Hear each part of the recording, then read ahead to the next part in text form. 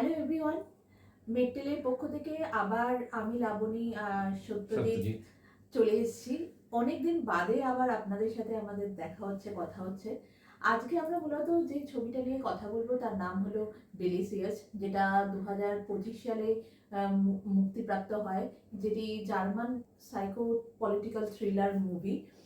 আমরা জাস্ট অনেকদিন বাদে এটা নিয়ে ডিসকাশন করছি, কারণ আমরা এই মুভিটা রিসেন্ট টাইমে নেটফ্লিক্সে দেখি।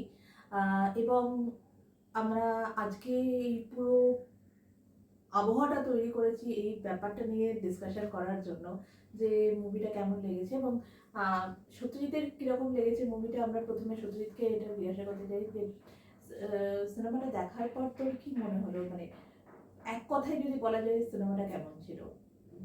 আমার অবভিয়াসলি ছবিটা খুব ইন্টারেস্টিং লেগেছে। জার্মান যে ছবিটা আমরা দেখলাম, আমার বেশি ইন্টারেস্টিং লেগেছে ছবিটা। আর সরি, আমার ডিরেক্টরের নাম বলা হয়নি। ডিরেক্টরের নাম হলো, আমাকে একটু দেখে বলতে হবে কারণ ওনার ভীষণ বড় একটা নাম।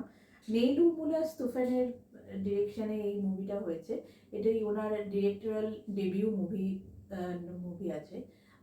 তো যদি আমি বলি তোকে এই কথাটা, যে তোর তো ভালো লেগেছে মুভিটা, যদি অন্যান্য জার্মান যে হরর মুভি আছে বা গোর মুভি আছে সেই তুলনায় এটার বৈশিষ্ট্যটা কি আছে, এটাকে কিভাবে আমরা অন্য একটা প্রেক্ষাপটেও আমরা দেখতে পারি? আমার যেটা লেগেছে এই ছবিটা দেখে সেটা হচ্ছে এই ছবিটা শুরু থেকেই একটা ক্লাস ডিফারেন্স দেখানোর চেষ্টা করেছে। ছবির শুরুতে যদি আমরা দেখি যে যে ফ্যামিলিটা কেন্দ্রীয় চরিত্র এই ছবি, সেই ফ্যামিলিটা যখন গাড়িতে যাচ্ছে তখন কিন্তু একটা সোশ্যাল আনরেস্ট হচ্ছে। তো এই সোশ্যাল আনরেস্ট যেটা চারপাশে চলছে তার মাঝখান থেকে এদের লাইফটা যেন মানে ফ্লাইট অফ করছে, বেরিয়ে চলে যাচ্ছে, এবং এদের লাইফটা কোনোভাবে যেন এই যে সোশ্যাল আনরেস্ট তার সাথে কোনোভাবে যুক্ত নয়, এরকম একটা ধারণা ওই ফ্যামিলিটার ছিল। এবং গোটা ছবিটা যারা দেখানো হয় পুরোটাই আমার কাছে একটা মেটাফরিক্যাল একটা প্রকাশ বলে আমার মনে হয় ডিরেক্টরের। এবং সেখানে যেটা খুব বেশি অন্যরকম অন্য ছবিগুলোর থেকে, সেটা হচ্ছে প্রথমত এই ছবিতে কিন্তু গোর সেইভাবে আমাদের হন্ট করে না। হন্ট করে এই গোরটার পেছনে থাকার যে ঘটনাগুলো আমরা দেখতে থাকি, সেইগুলো আমাদের অনেক বেশি মানে হন্ট কারণ করে। এমন ভাবে দেখায় জিনিসটা, সেটা কোনোভাবে গোটটাকে আমরা সামনে নিয়ে আসছি না, কোথাও না কোথাও আমাদের মাথায় একদম চলতে থাকে। একদম একদম। তো এখনকার সিস্টেমের মধ্যে কোথাও না কোথাও আমাদের একটা অদ্ভুত, এখন আবার যুদ্ধ শুরু হয়ে গেছে, আমরা জানি না থার্ড ওয়ার্ল্ড ওয়ার আমাদের স্টার্ট হবে কিনা। যেভাবে যেভাবে অপর দেশ একে অপরকে সাপোর্ট করছে, তো সেই প্রেক্ষাপটে দাঁড়িয়ে এখন আমাদের ভয়টা মাথার মধ্যে আছে। এই সিনেমাটা কোথাও ভয়টা আমাদের মাথার মধ্যে রাখে, যেটা সামনে কোনোভাবে আমরা দেখতে পাচ্ছি না, সামনে আসছে না কোনোভাবে। তো তুই এই খানিকটা আগে বললি মেটাফোর, যদি একটু দর্শকদেরকে বলিস যে কি ধরনের মেটাফোর ইউজ করা হয়েছে। আর যেহেতু সিনেমাটা 2025-এ মুক্তিপ্রাপ্ত হয়েছিল, তো আজকে আমরা একটু ছোট্ট স্পয়লার দিচ্ছি, আমরা সরি স্পয়লার দেওয়ার জন্য, কিন্তু একটা স্পয়লার অবশ্যই থাকছে। তো যে মেটাফোর ইউজ করা হয়েছে, সেই মেটাফোরটা সম্পর্কে যদি তোরা একটু বলিস। হ্যাঁ, বেসিক্যালি মেটাফোরটা এটাই যে ওখানে দেখানো হয় যে ওই কেন্দ্রীয় চরিত্রদের বাড়িতে যারা আসে কাজ করতে, সেটাও একটা অ্যাক্সিডেন্ট থেকে সেই আশাটা হয়। তো তারা হচ্ছে নরখাদক, তারা মানুষের মাংস খায়, এবং তারা সেই মানুষদের মাংসই খায় যে মানুষরা তথাকথিতভাবে ওই ফ্যামিলিটির মতোই সোশ্যাল স্ট্র্যাটায় অনেকটা ওপরে বাস করে। হ্যাঁ, তারা এলিট, তারা তাদের স্ট্রাগল কিন্তু অ্যাজ সাচ বেঁচে থাকার জন্য নয়, তাদের স্ট্রাগল ফেমের জন্যে, তাদের স্ট্রাগল কিভাবে তারা তাদের এই যে একঘেয়ে জীবন সেটাকে কিভাবে তারা অ্যাডভেঞ্চারাস করে তুলবে, এইগুলো তাদের লাইফের স্ট্রাগল। তাদের বেঁচে থাকার স্ট্রাগল কিন্তু নেই। মেটাফর এখানেই যে ছবির শুরু থেকে যে এই যে একটা সোশ্যাল আনরেস্টকে বারবার দেখানো হয়, পরে ওরা শপিং স্টোরে যায়, সেখানেও নিউজে ব্রডকাস্ট হয়, ব্যাপারটা দেখানো হয়, টেলিকাস্ট হচ্ছে একটা, কিন্তু ওরা কোনোভাবে ওদের মনে হয় যে ওটা ওদের লাইফের অংশ নয়। একটা সোসাইটির আনরেস্ট ওদের কাছে একটা আদারাই, মানে একটা অন্যদের সমস্যা, ওদের সমস্যা নয়। যে ওদের অনেক অর্থ আছে, ওরা অনেক ভালো জীবন যাপন করতে পারে, ওদের কাছে এটা কোনো সমস্যা নয়।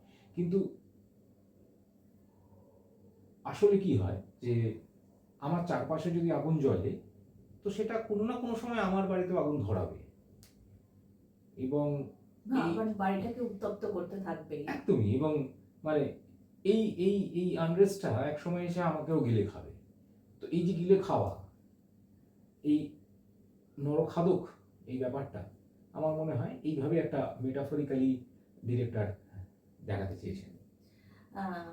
তো এখানে আবার অ্যাজ এ সোশ্যাল ওয়ার্কার আমি একটা কথা তোকে জিজ্ঞাসা করছি, মানে কোথাও আমরা যখন সোশিওলজি পড়তে যাই তখন সেখানে আমরা ইকোলজিক্যাল সিস্টেমের কথা ভাবি। তো কোথাও না কোথাও আমার মনে হয়েছে যে এই পরিবারটা সেই পলিসি মেকিং এর একটা ইকোলজিক্যাল মেশো স্টেজে আছে, যেখান থেকে এই মাইক্রো পার্সনগুলো এসে তাদের এই পলিসি মেকিংটা কোথাও না কোথাও এই মানুষদেরকে এফেক্ট করছে, আর এই মানুষগুলো পলিসি মেকিং করেই ছেড়ে দিচ্ছে।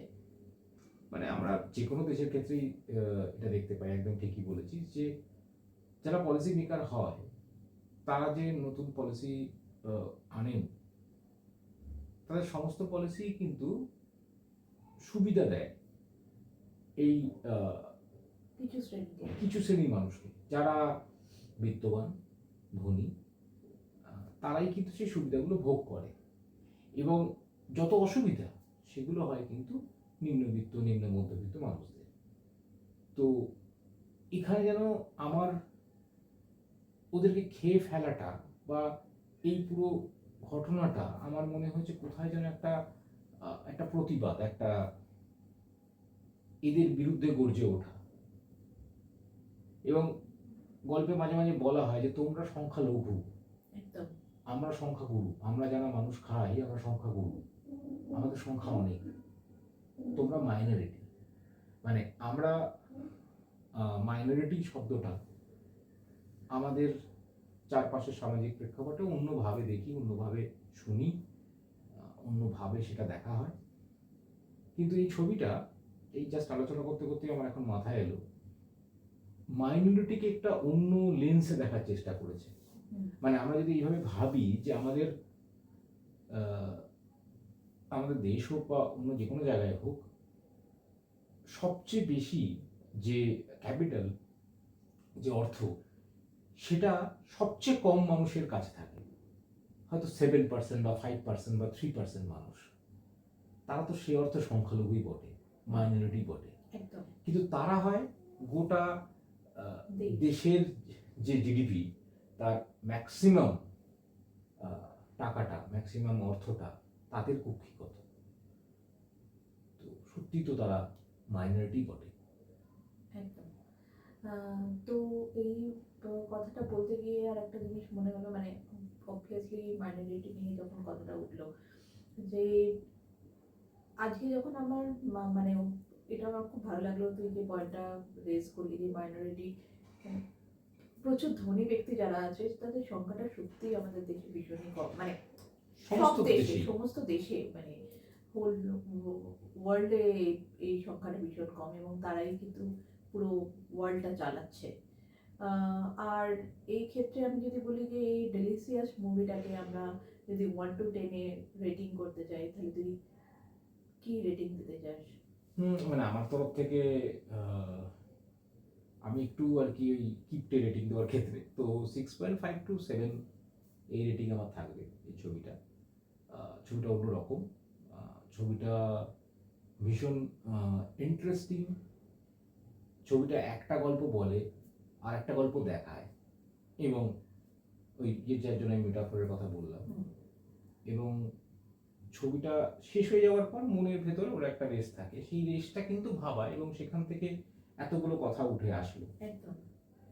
তো মানে আমরাও ছবিটা বেশ অনেকদিন আগেই দেখেছি এবং আজ আমরা এই সুযোগ শুটিংটা হয়েছে আর করছি, কি, আমরা হ্যাঁ। এই শুটিংটা করছি দোলের দিন, কারণ আমাদের সুযোগটা হয়েছে এখন। তো বসে যখন ডিসকাশন করছি আমাদের হঠাৎ করে মাথায় এই মুভিটাই এলো, কারণ অদ্ভুত একটা রেশ মুভিটার আমাদের মধ্যে হ্যাঁ, থেকে গেছে এবং সেই রেশটা আমরা কাটাতে পারছি না। যে কোনো কিছু কারণের জন্য যে কোনো কিছু কাজ করতে গেলে ওই অদ্ভুতভাবে ওই মুভিটা মাথার মধ্যে সমান তালে হন্ট করে যাচ্ছে বা নাচ করে যাচ্ছে, আমরা সেটা বলতে পারি। এখানে আমি আরেকটা কথা অ্যাড করি। এখন আমাদের ছবি দেখার একটা প্যাটার্ন অনেকটা বদলেছে। আমরা ম্যাক্সিমাম ছবি নেটফ্লিক্সে দেখি হুম। এবং নট অনলি নেটফ্লিক্স, মানে ওটিটি প্ল্যাটফর্মে ওটিটি দেখি। প্ল্যাটফর্মে দেখি। তো তাতে যেটা হয়, আমাদের স্ক্রিনটা অনেক ছোট হয়ে গেছে। হুম। তো এই জাতীয় ছবিগুলো আমার মনে হয় বিগ স্ক্রিনে এর ইম্প্যাক্ট অনেক বেশি। মানে এই কথাটা আমি এই কারণে বললাম যে আজকের দিনে দাঁড়িয়ে হলিউডের মতো একটা বড় ইন্ডাস্ট্রির এইটা নিয়ে একটা শঙ্কা তৈরি হচ্ছে, বা এই সোশ্যাল ওটিটি প্ল্যাটফর্মগুলো এতটা মানে এতটাই বেশি সবার ঘরে ঘরে পৌঁছে গেছে। এটা একটা ভালো দিক, যেমন অনেক ছবি যেগুলো আমরা দেখতে পেতাম না সেই ছবিগুলো দেখতে পাচ্ছি, ভালো কোয়ালিটির ছবি দেখতে পাচ্ছি। আর একটা দিকও এটাও ঠিক যে নট অনলি ভালো কোয়ালিটির ছবি দেখতে পাচ্ছি, আমার আরেকটা জিনিস মনে হচ্ছে যে কাজের সংখ্যা বাড়ছে, অনেক লোকের কাজ হচ্ছে, একদম একদম অনেকে এটাকে এখন পেশা হিসাবে নিচ্ছে, মানে সত্যি অভিনয়টা একটা পেশা হিসাবে আসছে, হ্যাঁ, মানে not ফিল্ম only মেকিং, নেশা। একদম ফিল্ম মেকিং, অভিনয় করা, এবং একটা ছবির সঙ্গে জড়িত যে অনেক অনেক অনেক মানুষ যে থাকেন, তাদের সমস্ত মানুষদেরই একটা কাজের সুযোগ হচ্ছে অবশ্যই, এবং তার সাথে সাথে ছবিগুলো আমরা দেখতেও পাচ্ছি। কিন্তু মানে হল রিলিজ আর নেটফ্লিক্সের রিলিজের মাঝখানে যে একটা সময়, যদিও এই ছবিটার ক্ষেত্রে সেটা হয়নি, এই ছবিটা এর আগে ফিল্ম ফেস্টিভ্যালে গেছে বা দেখা হয়েছে, মানে ছবিটা চলেছে, আমি জানি না ইন্ডিয়ায় রিলিজ করেছিল কিনা। কিন্তু মানে এই সূত্রে আমি এই কথাটা একটু বলে রাখতে চাইলাম যে একটা ছবি যেমন সব মানুষের কাছে পৌঁছে যাওয়াটাও খুব জরুরি, তেমনি হলে বেশ কিছুদিন চলাটাও ভীষণ জরুরি। এবং সেটা একদিকে যেমন দায়িত্ব এই ওটিটি প্ল্যাটফর্মগুলোর বা ছবি প্রডিউসার তাদের, আর একদিকে আমাদেরও। আমরা যদি ছবিটা হলে না দেখতে চাই, ওয়েট করি কখন ওটিটিতে আসবে, তাহলে কিন্তু আমরা ওই এক্সপিরিয়েন্সটা হারাবো। মানে এই ছবির বেশ কিছু দৃশ্য আছে, যে দৃশ্যগুলো আমার মনে হয়েছিল যদি আমরা বিগ স্ক্রিনে দেখতাম উইথ সেই রকম সাউন্ড এফেক্ট, তার ইম্প্যাক্ট আরো মারাত্মক হতো। একদম, মানে আমি হ্যাঁ। Totally agree with you and I understand your point. মানে এটা নিয়ে আমরা হ্যাঁ, আরেকদিন ডিসকাশন হ্যাঁ, করতে পারি, হ্যাঁ। কারণ এখন আমরা দেখছি যে ওটিটি প্ল্যাটফর্মের সাথে সাথে সাথে মুভি যে রিলিজ করছে, বাংলাতে বিশেষত মুভি রিলিজের একটা নতুন ঢেউ আলাদাভাবে শুরু হচ্ছে, নজরের বেলা দিয়ে সেটা শুরু হচ্ছে। তো সেটা আমরা হ্যাঁ, মানে একবার ওটা একটা পুরো অন্যভাবে আলাদা একটা আমরা আলাদা একটা একটা দিন এটা নিয়ে রাখবো ডিসকাশন করতে যে পারি। এই বিষয়গুলো নিয়ে। Thank you so much Satyajit, and thank you আপনাদেরকে এটা শোনার থ্যাংক জন্য। ইউ লাবণী, এই Thank you, পুরো উদ্যোগটা welcome. নেওয়ার জন্য। Thank you. তো আপনাদেরও এই সিনেমাটা কেমন লাগলো ডিলিসিয়াস, আমরা নেটফ্লিক্সের লিঙ্কটাও আমরা না হয় দিয়ে দেবো আমাদের কমেন্ট বক্সে। আপনাদের কেমন লাগলো অবশ্যই আপনারা জানান। আপনাদের মতামত আমাদের কাছে সব সময়ের জন্য মানে গ্রাহ্য। একদম। নমস্কার। নমস্কার।